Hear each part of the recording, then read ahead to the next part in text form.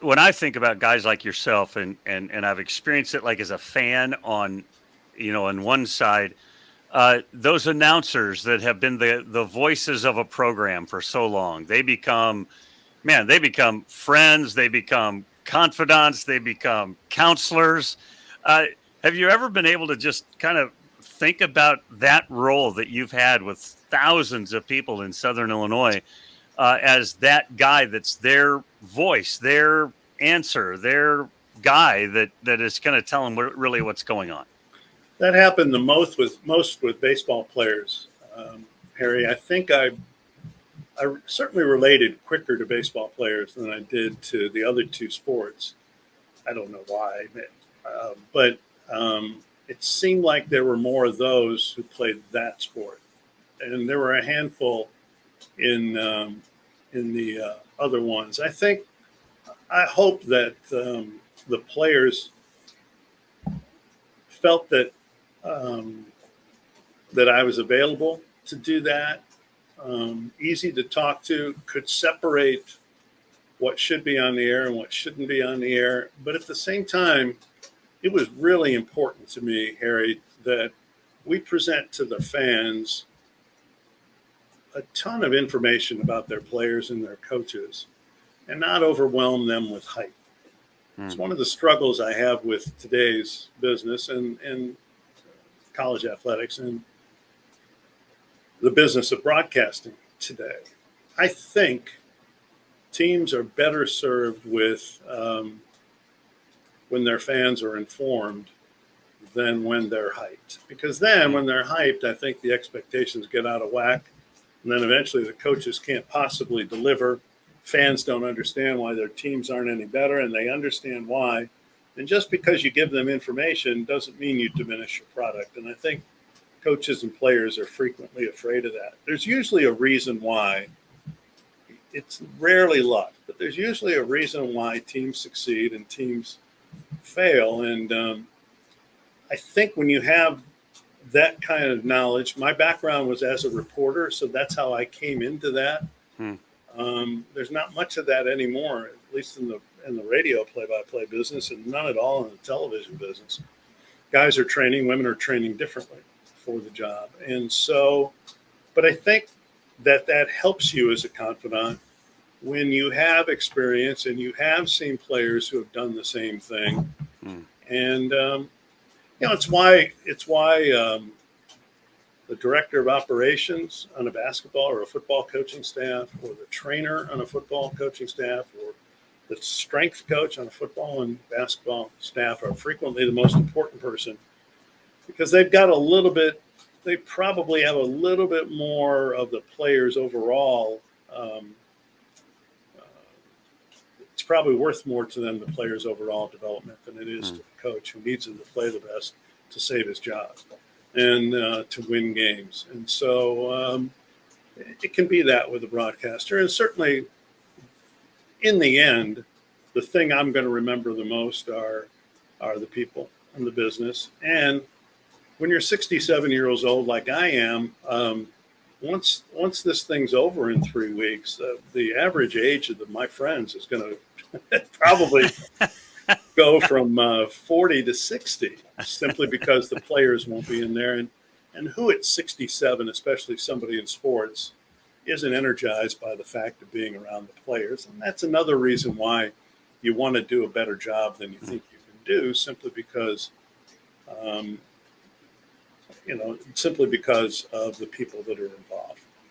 You have had a great outpouring of people responding to your announcement, but I think about Fred, who sits in his car and listens to the game, or listens to the game on the back porch, and all of that. That connection with the fans is, for a guy I think that's been around a long time like that, is extremely special. I know it is for the fans, and I assume that it is for a guy like yourself that's been around a long time, and then the interactions you have with them, maybe in person or through Sure. social media or whatever. Just talk about your connection with the fans. Well, it's important enough that we prioritize them.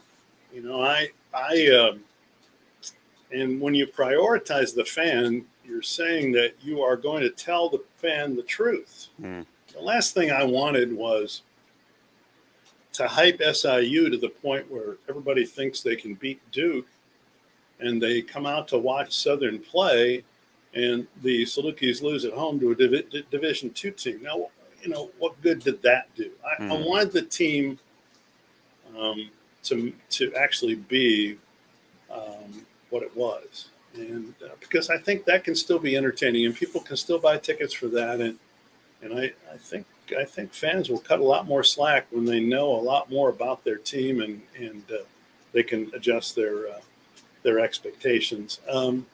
But when you prioritize the fans, and then you hear from fans that they got what you were doing and they appreciated what you're doing, then it means the world. Because sometimes you don't always know. I mean, this just because I've been at this for 44 years doesn't mean it's all been. I wish I had Hinson's ability with words. I don't want to, because that's what I need here. I don't want to say seashells and balloons, because there've been some battles. My style is not the one that people would prefer, and that first came to the forefront with Heron. And but in the end, it's a different story, and it becomes about whether your team can produce, and your team can produce. Yeah, when people get it, that just means the world, and we prioritize the fans, and I think the fans got it, and I think it helped keep radio viable in an era where games are expected to be on television, and they're all televised, and so how do you remain relevant? And one of the ways that you can do it is to be an information source. And look, I'm not the most creative person. I'm not the most entertaining guy. So I can't rely on those things. But I think we can rely on calling the games, giving you an accurate picture of Southern, and by doing that part well, entertain you and entertain you enough that you didn't feel like you wasted your 2 hours or however long you listened to us. Before I let you go, I was telling you before we started, I just listened to your interview with Brian Mullins. I think maybe you did it today. And Yes. with the newest player and talking about the roster a little bit. Uh-huh. Brian was a part of those great teams that you alluded to Right. earlier. I just like him so much. Right. Take us behind the curtain and tell us a little bit about Brian Mullins. Well, Brian means a lot to me, and I hope that I've been able to balance it over the years, and that part's never easy, balancing it, because these people don't walk on water. But yet we've had, at least I've had, a lot of experience with guys who've been tremendous athletes here, have won, Brian's stature in this community is impeccable. And but his job is a basketball coach, and to win games, and I've seen it, and that's the reality that everybody deals with too. Nick Hill is a local football icon, and but you must win games too, and so that is the business side of the job. The personal side of the job, Brian Mullins means the world to me personally. This will surprise no one who knows me, but I'm not an emotional guy. It takes a lot to get me to show emotion. When my parents died, that was 2 times, and I think the only other 2 times that I've gotten emotional came when Kent Williams' career ended and when Mullins' career ended. It was Kent missed a shot at the end of the Missouri game. Southern had gotten a bad call before that. Then Kent missed the final shot of the final game of his star-studded career, and Southern lost. And you knew that would be with him forever. And so he came out to be with us on radio, and I remember listening to him, and it got to me, and I had to turn to the side so Sterick and Kent didn't see me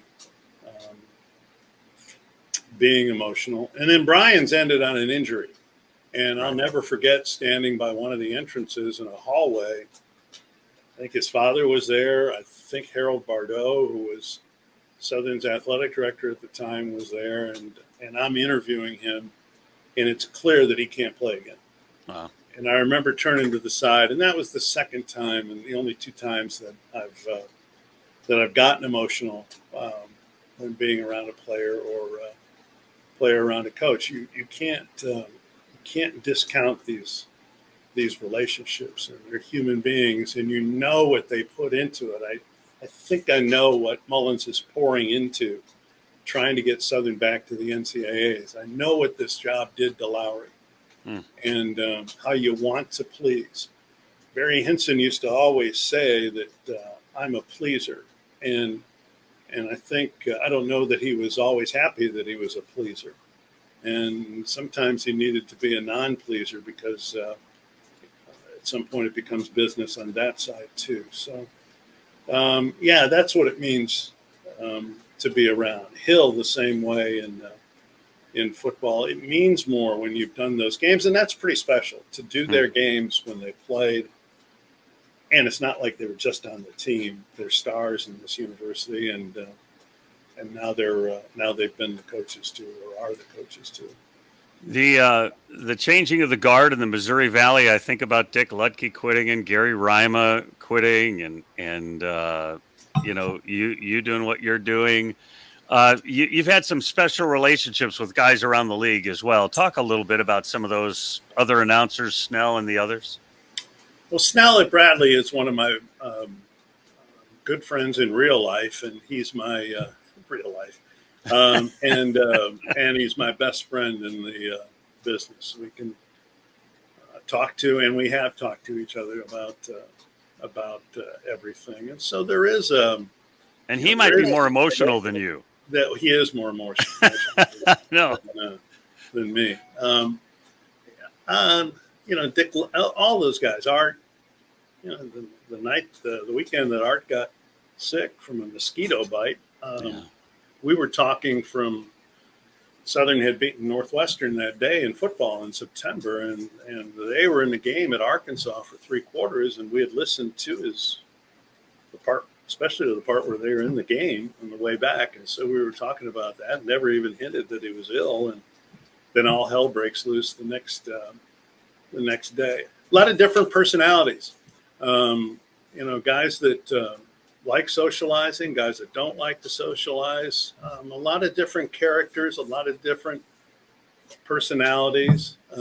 There's certainly an instant bond when you've done the games for as long as a lot of us have done or did do the games, and there's a natural affinity to that. And, it says a lot. There are different styles in there, different styles of broadcasters, and that's back to in the end, you better have as your boss a person that understands who you are, so that you have that support when the times get tough, and the times will get tough. So, like I said earlier, it's about the people, and the thing I'll remember. I've seen enough games, Harry. I know the numbers simply because I've been asked all the time. 502 football games, 1,325 basketball games, and whatever the number is on baseball. So I've seen enough games, but the people are what I'll remember, and players, coaches, and of course, fellow play-by-play people as well. I've seen you guys around with each other, and the way you give each other both compliments and a hard time, and I've so appreciated that group of broadcasters, because so many of you have been around so long, and you're kind of you might see at the bottom of there. I don't know what you can see on your end. I call part of our website Voices of the Valley, and I interview guys like you. And I think those voices, whether they're writers or people with actual voices like you, are the guys or the women that are carrying the message of this league that I think you and I both appreciate so deeply, and kind of carriers of the banners, so to speak. Well, every game may be televised, and every game that's televised may have more viewers than radio has listeners. I don't know. I know that the audience measuring for radio is so unreliable that that kind of bothers me, especially if decisions are going to be made going forward based on how we figure out how many people are listening. I think that the TV ones changed too much. The ESPN Plus arrangement that is critical to the Missouri Valley is done at the level where rarely is there one person who does every game, and so Right. how do you endear yourself to the audience? And so it's harder for those people to make the same impact that the rest of us who have been around probably too long or who nobody else would hire can make an impact. And when you talk about those people that you've mentioned who've done Valley games for a long time, it's really kind of a credence to the fact that opposites attract, because there's a lot of different personalities. You talk about guys giving compliments versus guys that are getting on other guys. I'm probably the one who's the biggest jerk, and the one that's sometimes I wonder why anybody talks to me, because I'm the one who will poke fun and will needle and feels a need to get a laugh, because I think sometimes, because I'm very confident in where I am and what we're doing. And also, I think that's just, I think you have to be as you are. And that's kind of the way I am in real life too. But other people, you can count on them to be right there to put their arm around you and say, it's not as bad as you think. And so I've heard that over the years too. Appreciate your time today, and I've so appreciated you as a person, you as a broadcaster, you as a guy that, would tell me what was right and what was wrong about some things once in a while, and help me understand what was going on at Southern. And I know so many guys. The other day I told you I was talking to Luke Martin, who just talked about early in his career about how important you were and some of the other broadcasters were to helping him get started and to feel like he belonged. And Mike, you've just made such a huge difference in so many people's lives, mine included. Just wanted to have you on and say thanks and truly appreciate who you are, like I said, as a man, as well as a broadcaster. And I appreciate, being you joining us today. Well, thank you, Harry. I like the fact that you have a passion to do what you do, because you provide a service, and it's a service that's necessary, but you have to want to do it to keep doing it. I know that sounds so basic,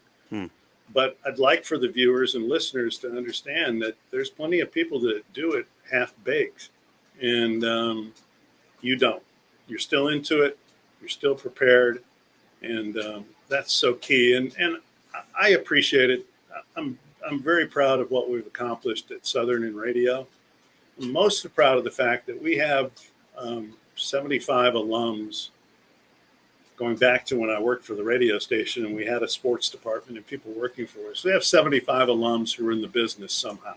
Wow. Not just play-by-play. And I'm very proud of that. And another reason why I'm thankful for the people who owned and provided the resources. When people like the young people in the Valley, when Luke Martin at Indiana State, Evan Redmond at Evansville, the other young people in the league, Corey Riggs, who had to fill in for Art, and what an assignment that was. They had others too, but Corey was doing the basketball.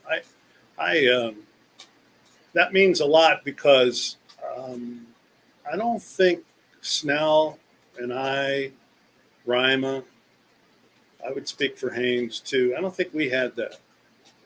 And when I started, we had 4 stations doing the games, so they didn't give a bleep about a 21-year-old Mike Reis. In fact, I was probably in the way, because a couple of them had done it a lot longer. So I felt it was important that I do that, because it was a trial by error when I did it. Been there, done that, my friend. I've made all the errors. Appreciate your time so much. Wish you the best in whatever is next. I know I messaged you and said, hey, well, maybe you could just be the TV guy all the time whenever they have home games at Southern. I got to keep you in there. But so appreciate your time today and all that you've been to all of us. And let's stay in touch. Means a ton. We will. Thank you, Harry. That's Mike Reis, the Hall of Fame broadcaster from Southern Illinois. And we're going to keep in touch with him as best we can. Thanks for watching today. Remember, since you've been there, make it a better place. We'll see you again real soon.